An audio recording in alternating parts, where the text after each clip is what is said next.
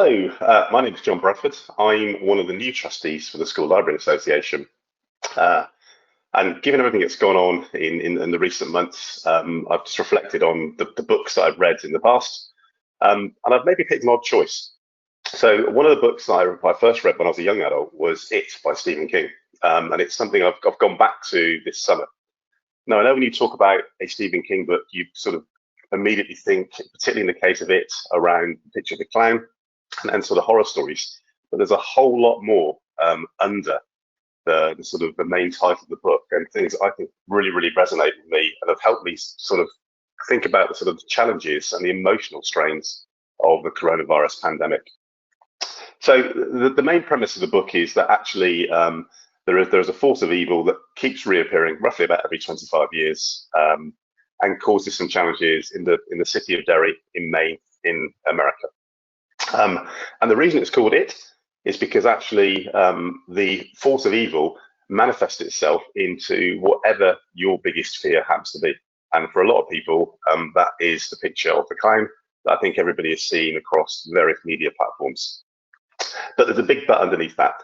And to me, the big but is there's a real theme of vulnerability and people facing emotional strain. So at the start of the book, there's a group of young adults, or maybe even young children, who are all vulnerable, and they form a really big bond of friendship and trust that gets them through all the emotional strains of being bullied and victimized at school. And they join together and they face into the adversity of trying to tackle this force of evil, which is the clown. And there are some really powerful and positive stories that come out of that in terms of how their friendship gives them strength, more resilience, and actually they all come through their education and move on to bigger and better things. And they always promise each other that trust and that friendship will stay with them for the rest of their lives.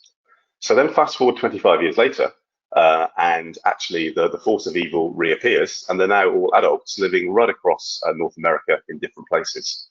But they haven't forgotten that trust, that friendship, and they all agree to meet again and come back to Derry to finally sort of face into this force of evil that has reappeared and again is causing some problems in the city.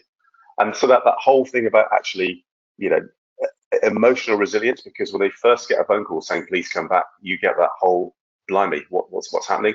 All the emotions and memories being sort of reimagined of what went to happen 25 years before. But they all come back to Derry and decide to reinforce their friendship, to again confirm their trust to each other. And as a group, even though they probably have still some of the same vulnerabilities that came through when they were children, they decide to again face the force of evil. And ultimately, without boring you with all the details of the book, they succeed. And the reason they succeed is, I said at the start that it is, in essence, manifests itself as your biggest fear. So for some people, it could be a spider. For many people, it's the clown. But actually, the power of them going back to Derry was actually just how much good the positive thought and human emotion collectively can create, because the way they actually defeat the force of evil is positive thinking, collective thinking, and the emotional resilience of bringing themselves together to face that force of evil. And actually, by doing that, their positive thinking, in essence, makes the evil disappear. So it's a long book. It's 1,000 pages long, but it's a great read. And this summer was the third time I've read it, and it just resonated with me about all the emotional stress that people are going through currently. Actually, how important friendships are, how important human-to-human contact is, and how important actually just being able to trust someone. So those are things I took from the book, as well as the sort of the visions of the clown that everyone has seen. And I guess that brings me back to me thinking about libraries. So I was a child far too many years ago. So I grew up in the 1970s, and one of my earliest memories, because I was born in Plymouth, I became part of what was called the Good Readers Circle in Plymouth.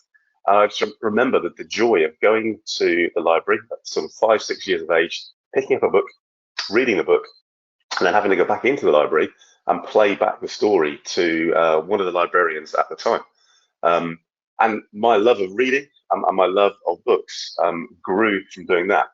So it's interesting, as you sort of move into adult life, and my job meant I was spending far too much time on public transport. So you tend to move from actually physically picking up a book to actually using digital platforms. But what I've noticed that now I've gone back to being working from home, and in essence also actually leaving a full-time employed position. Over the course of the summer, I've gone back to physically picking up a book again. So I've moved off using a digital platform, because to me there is a real joy about having a book in your hand and actually being able to go through the pages and feel, and it just feels more real reading a book, turning pages, as opposed to flicking on a screen. So it's gone full circle for me. The magic of me as a 6-7-year-old walking into a library, playing back what I've read, to now, far too many years later, and I won't tell you how many years later, to now actually being able to, again, love going into a bookshop, going into a library, pick up a book, and actually read the physical book.